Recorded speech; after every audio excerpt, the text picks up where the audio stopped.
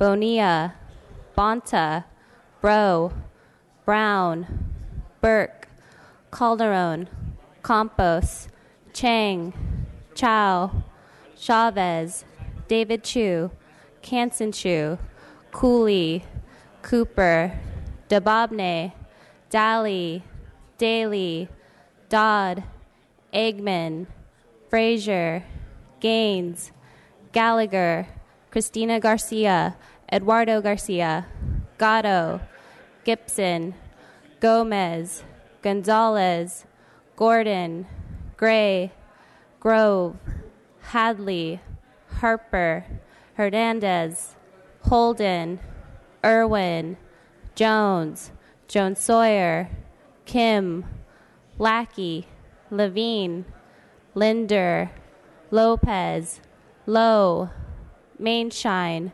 Mathis, Mays, McCarty, Medina, Melendez, Mullen, Nazarian, Obernolte, O'Donnell, Olson, Patterson, Perea, Quirk, Rendon, Ridley Thomas, Rodriguez, Salas, Santiago, Steinorth, Stone, Thurmond, Ting, Wagner, Waldron, Weber, Wilk, Williams, Wood.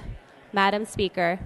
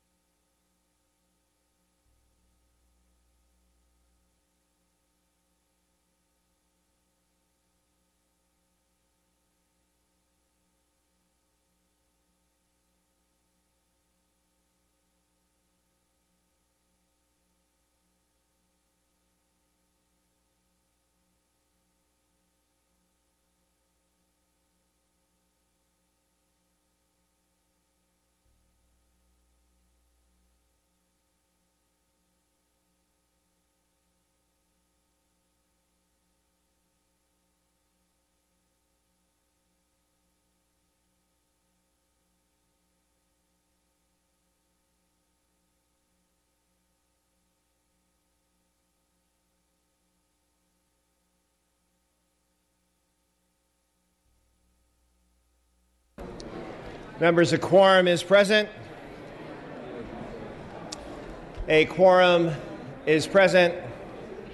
We ask our guests and visitors in the rear of the chamber and in the gallery to please stand for the prayer. The day's prayer will be offered by our Assembly Chaplain, Father Constantine Papadimos. Father Papadimos. Thank you. Good morning. Let us pray.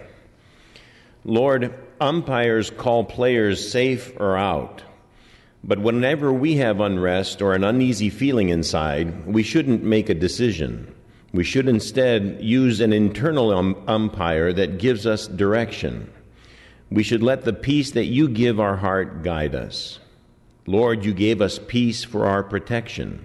No matter the circumstance, we should always trust your inner peace.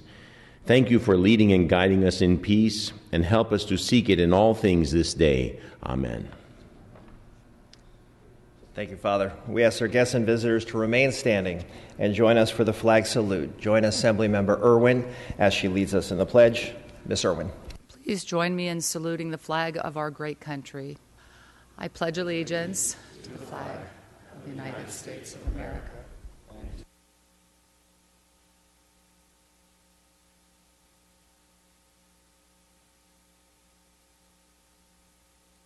Thank you. You may be seated. Reading of the previous day's journal. Assembly Chamber, Sacramento, Thursday, February 12, 2015. The Assembly met at 7 a.m. Honorable Shannon L. Grove, Assembly Member, 34th District, presiding. Chief Clerk E. Dotson Wilson at the desk. Reading Clerk Kathleen M. Lewis reading. The following were placed upon the morning roll call. 68. Ashajian, Baker, Bloom, Bonta, Brown, Calderon, Campos, Chang, Chow, Chavez. Mr. Holden Chu. moves. Ms. Olson seconds that the reading of the previous day's journal be dispensed with. Presentations of petitions, there are none. Introduction and reference of bills will be deferred. Reports of committees, there are none. Messages from the governor, there are none. Messages from the Senate, there are none.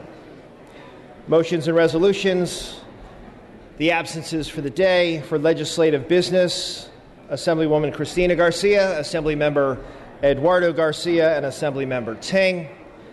And for illness, Assemblymember Brown.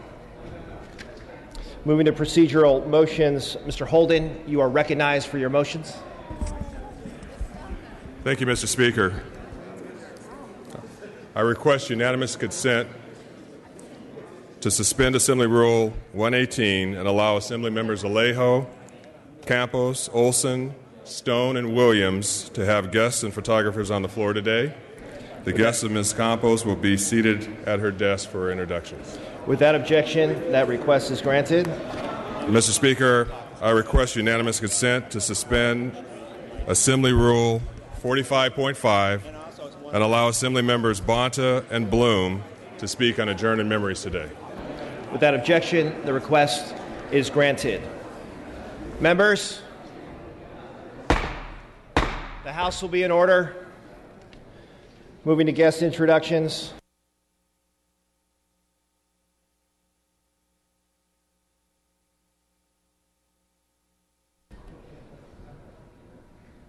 Ms. Campos is making her way to her desk with a very special guest on the floor today. Ms. Campos, you are recognized for your special guest introduction. Thank you, Mr. Speaker. And members, I'd like to introduce my son to you, Jack Campos Struthers, who is 6 years old and is with me here today at the Capitol. And it is a pleasure to introduce him to all of you. Welcome my son, Jack Campos Struthers.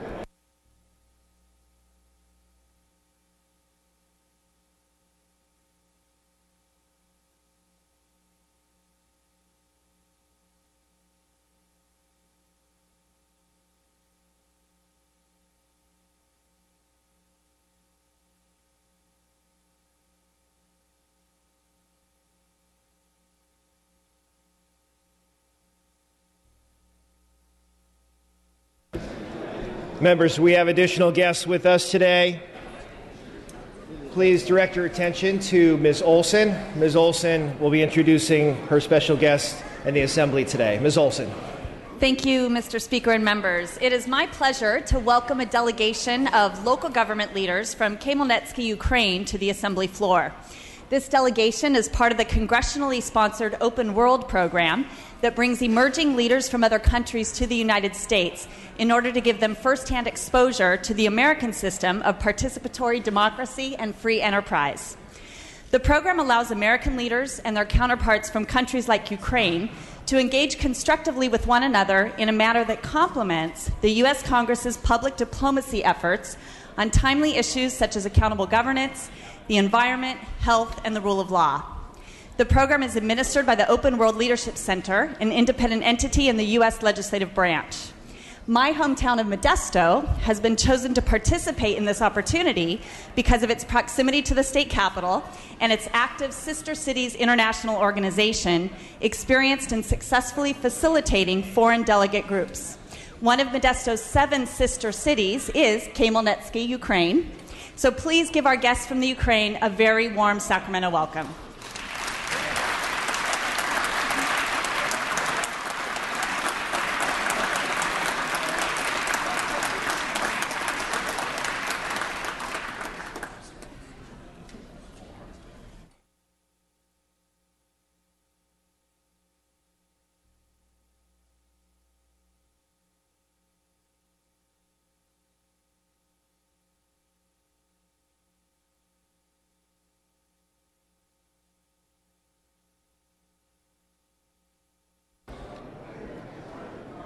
Moving to business on the daily file.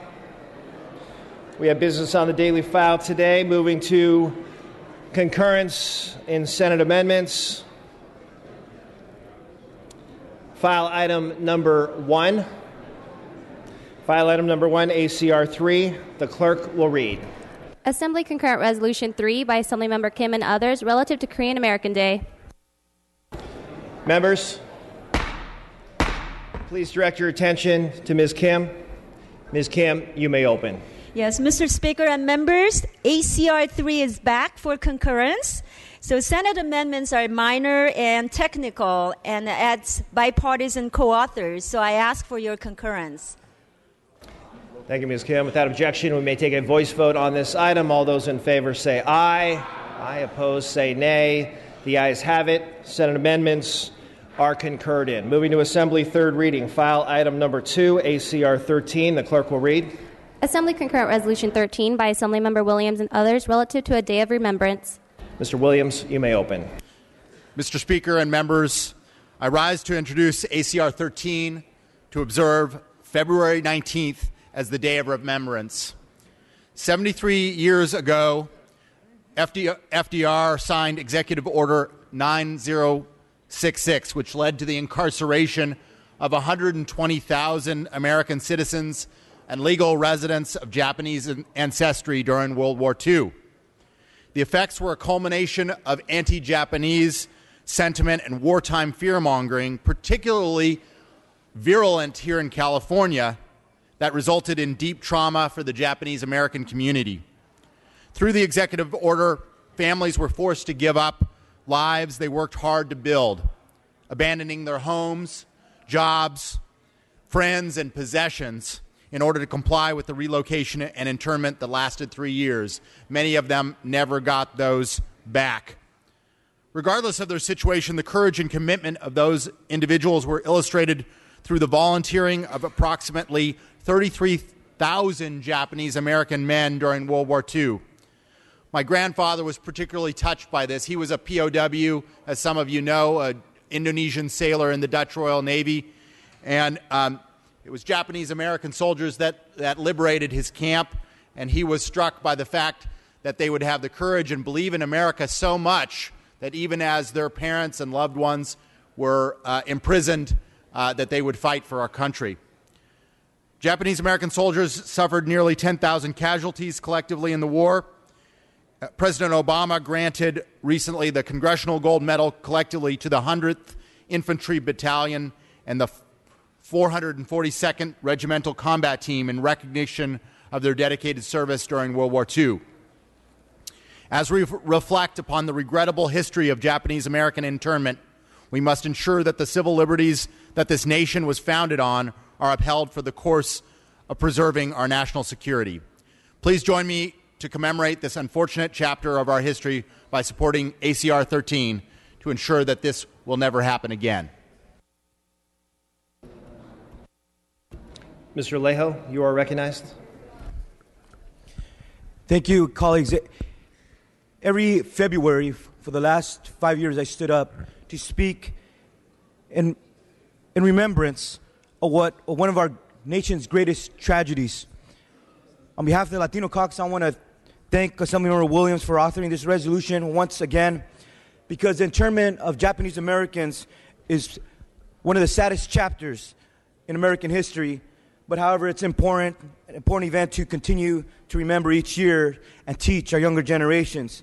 Too often during the aftermath of a national tragedy, sometimes emotions cloud our judgment. And the internment camps continue to stand as a symbol of one of the greatest injustices of a government that failed to protect its citizens, and that all Californians should continue to advocate for the rights of all our friends and all our neighbors in our state. There were thousands of Japanese American residents throughout the Central Coast area that were denied due process of law, uprooted from their homes, and many of them were detained at the Salinas Rodeo grounds before being sent to Manzanar or Poston, Arizona for the internment for many years. And here they were forced to live in horse stalls and treated as second-class citizens within their own country. The internment camps tore apart families. They tore apart farmers, strawberry farmers in my hometown of Watsonville and that Central Coast area, and it left a lasting imprint on the future generations of many Japanese Americans. But it's important to remember that when fear and paranoia guide our actions, tragedies like the internment of over 100,000 innocent Americans can occur. But by continuing to recognize the mistakes that were made in the past and the suffering that it has caused, we are reminded of the responsibility that we as legislators must always act humanely, even under times of threat. Again, I want to thank the API Caucus for authoring this important resolution. Mr. Cooley, you are recognized. Colleagues, I'm pleased to rise in support of this important resolution. In my district, we had the Willerga Assembly Center. So on one morning in May 1942, 5,000 of the members of the Sacramento Regional Japanese American community, which was a rich and thriving community. Any occasion you have to get out of the capital and kind of get southwest of here, you'll see many reminders of the Japanese community and the names and the businesses and the faith centers that are even today here in Sacramento. But so we have the Willerga Assembly Center, which was here in Sacramento, 5,000, as I say, people transported there that first day. Within 6 weeks, they were distributed to other centers around the nation. This was just an assembly center.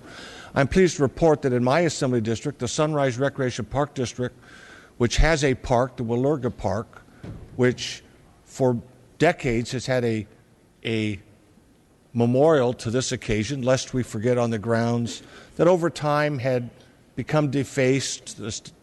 The stainless steel marker had been defaced, a cherry orchard that had kind of fallen into disrepair.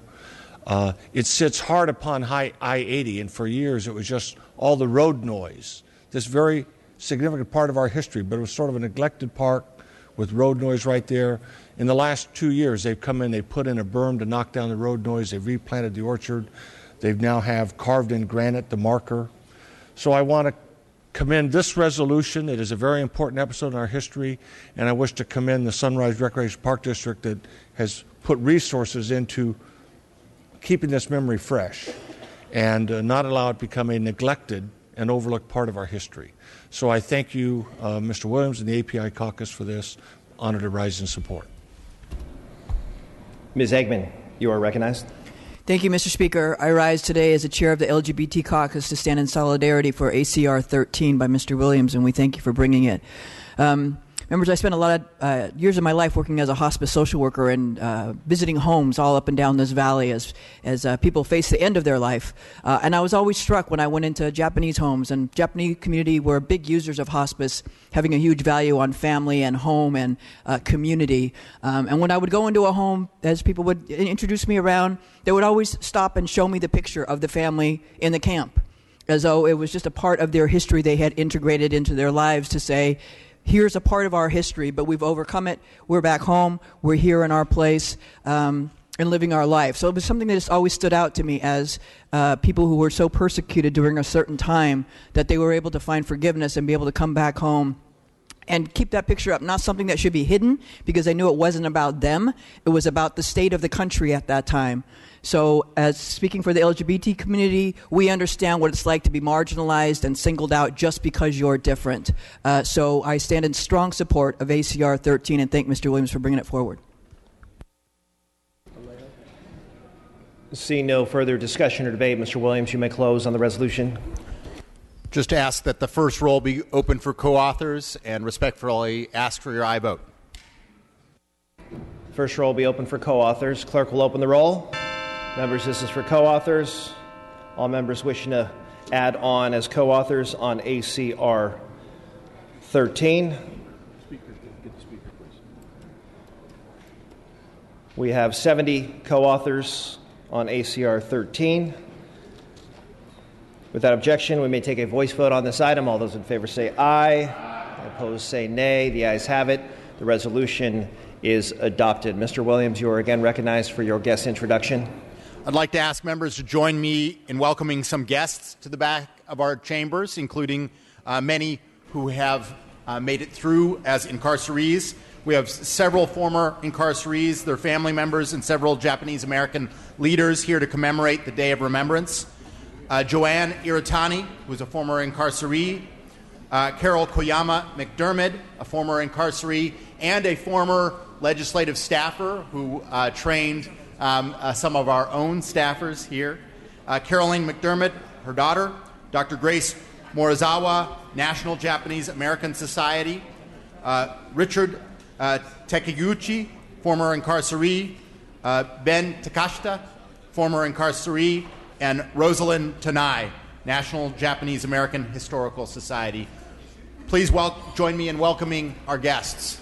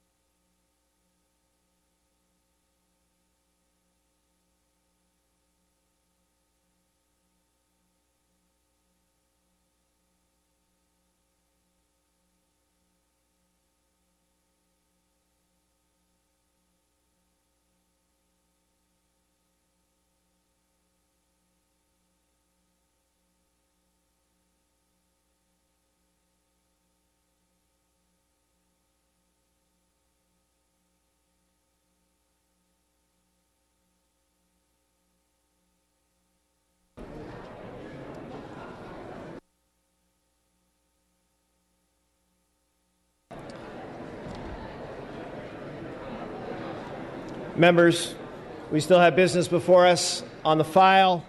Moving to file item number 4, ACR 20. Clerk will read.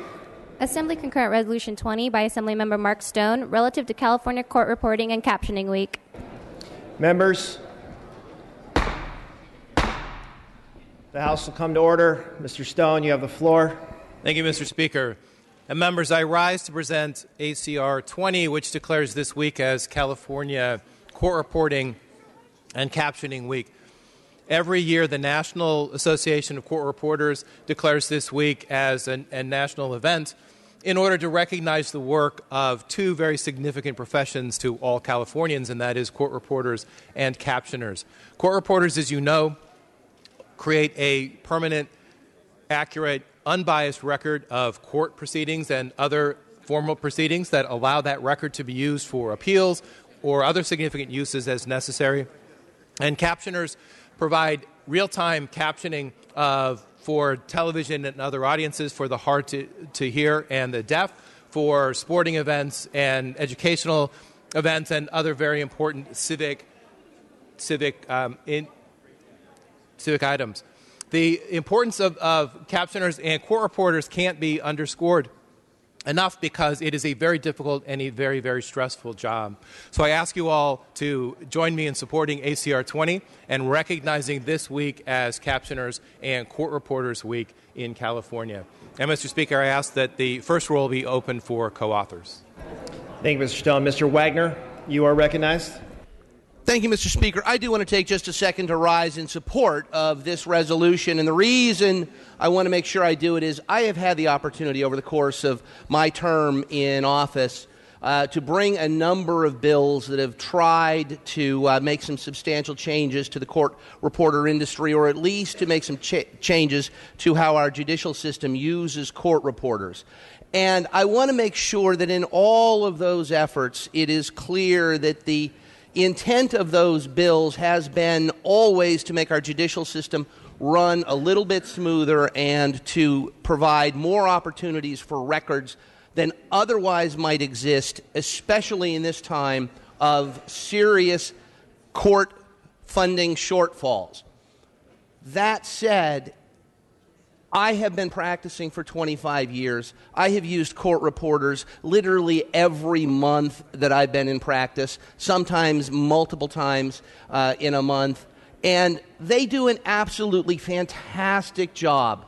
The effort with respect to court reporters and the legislation that I brought has always been to streamline the judicial system, and always to do so in recognition of the important, very hard, very skilled work that our court reporters do. So I want to take this moment to thank the chair of the Judiciary Committee, my colleague Mr. Stone, for bringing this forward, and to join him in recognition of the great work these players in our judicial system do for your constituents and mine who are in the court system. So thank you. I urge an aye vote on this resolution.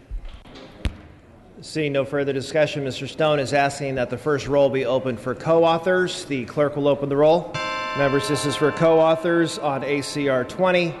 All members vote who wish to vote. Adding as co-authors on ACR 20. We have 67 co-authors added on ACR 20. Without objection, we may take a voice vote on this item. All those in favor say aye. Aye opposed say nay. The ayes have it. Resolution is adopted. Mr. Stone, back to you for your guest introduction related to the resolution. Thank you, Mr. Speaker. Members, in the gallery we have some members of the California Court Reporting Association, as well as in the back of chambers, Mr. Carlos Martinez, who is the current president of the California Court Reporters Association, and Brooke Hendrickson, the incoming president. Thank you all for your great work that you do for all Californians.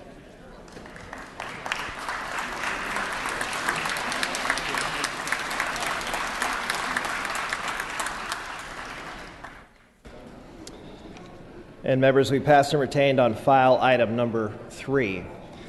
Moving back to guest introductions, I notice the presence of a former member of this House as well as the State Senate, Betty Carnett, the Honorable Betty Carnett, in the back of the chamber. Please give her a round of applause.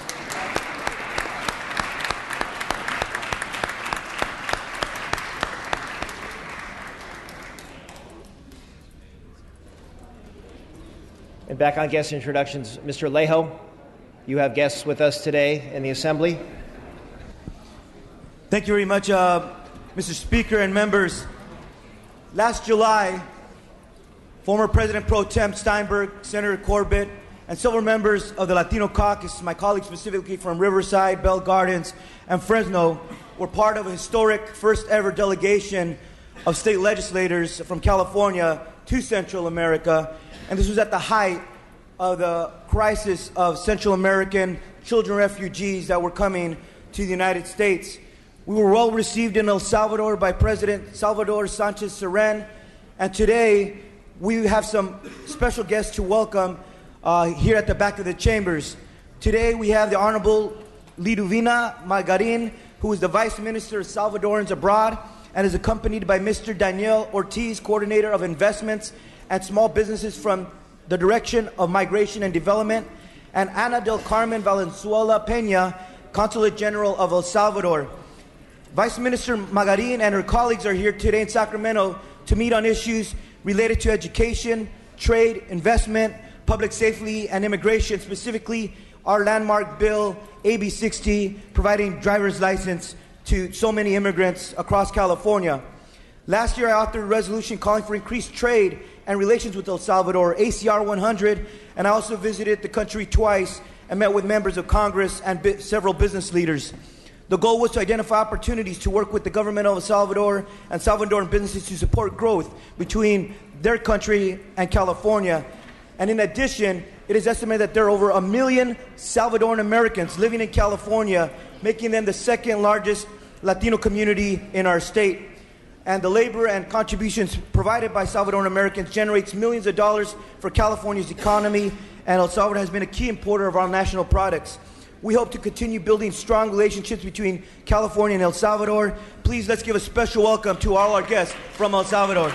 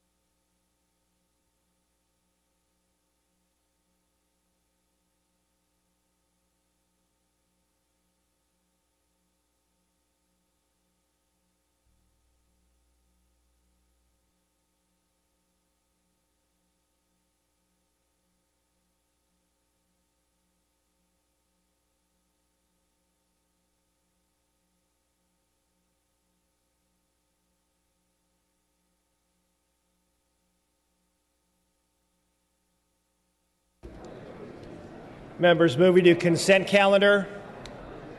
Does any member wish to remove an item from the consent calendar?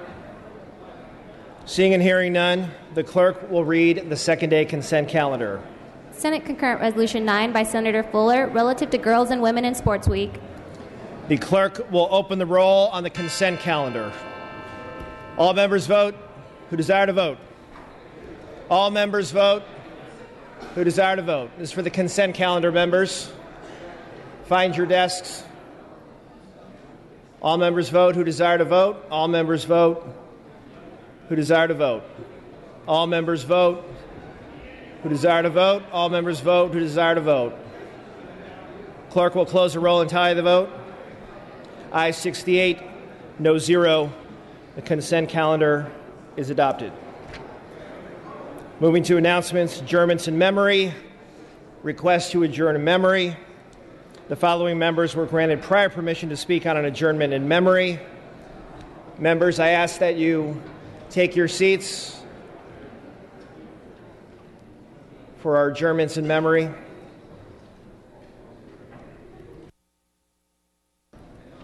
Mr. Bloom, you are recognized for your adjournment in memory. Thank you, Mr. Speaker. I ask that we adjourn in the memory of architect John Jurdy, who lost his battle with cancer and Alzheimer's disease last week in his home in Brentwood, California. He was 75 years old. John was a distinguished architect best known for his innovative work with shopping malls and communal urban spaces. If you've ever been to Horton Plaza in San Diego, Santa Monica Place, or the Mall of America, then you've experienced John's work. Jurdy realized that a mall could be more than simply a place to drive, shop, and leave. He understood that under the right circumstances, a mall was a place where people might gather, socialize, and linger. And to create that place, Jurdy did something radical at Horton Plaza in San Diego. Back in 1977, he designed a mall without a roof, installed fountains and terraces. With the completion of Horton Plaza, what is now downtown San Diego's urban renewal had begun, and you know what a great place that is. John spent the first 10 years of his career designing standard suburban shopping malls, and he grew tired of the limited scope of these projects and yearned to create more modern ventures. After Horton Plaza, he went on to design more multi-level, multi-building malls with attractive features like towers, bridges, fountains, pathways, and vast patios. Another major project that John worked on was the design work for the 1984 Los Angeles Olympic Games. He used abstract, colorful signs, banners, pylons, and structures to give a unifying sense to the widespread venues. John went on to design many other very famous urban spaces across the globe, such as City Walk in Universal Studios, the Bellagio in Las Vegas, and Canal City in Japan. John is survived by his wife Janice, his 5 children, and 4 grandchildren, and I ask that we adjourn in his memory. Thank you.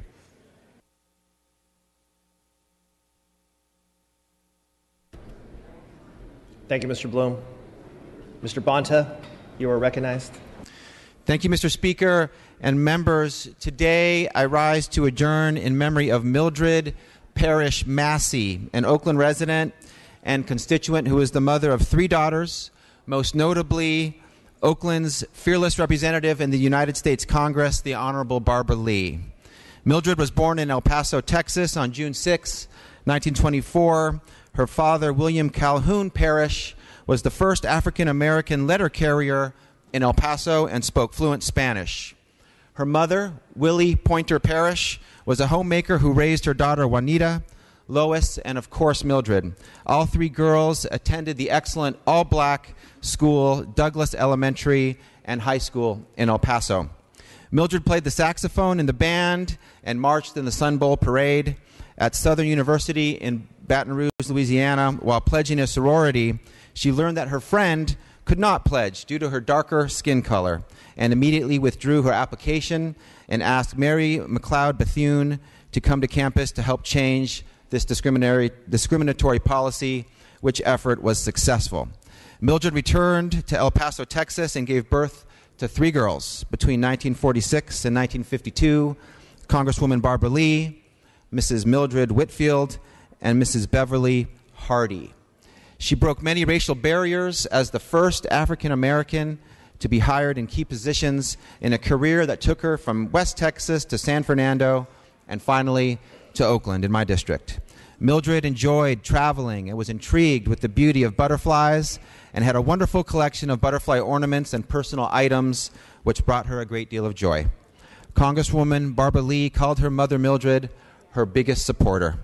She will be dearly missed by her 3 daughters, 7 grandchildren, 16 great-grandchildren, 1 great-great-grandchild, and countless others whose lives she touched. I ask that we adjourn in memory of Mildred Parrish Massey. Thank you, Mr. Bonta. Mr. Thurman, you are recognized. Thank you, Mr. Speaker and members. I, too, would like to rise and add my voice to the request that this body adjourn in memory for Mildred Parrish Massey. She touched many lives in my district and in many. As you heard, she broke the racial barrier several times in Texas, in San Fernando, and in many places throughout her life. And obviously, we were all saddened to learn of her passing on February the 16th at the age of 90. Miss Massey was a trailblazer, and it is no surprise that she gave birth and nurtured someone who has been a trailblazer for all of us.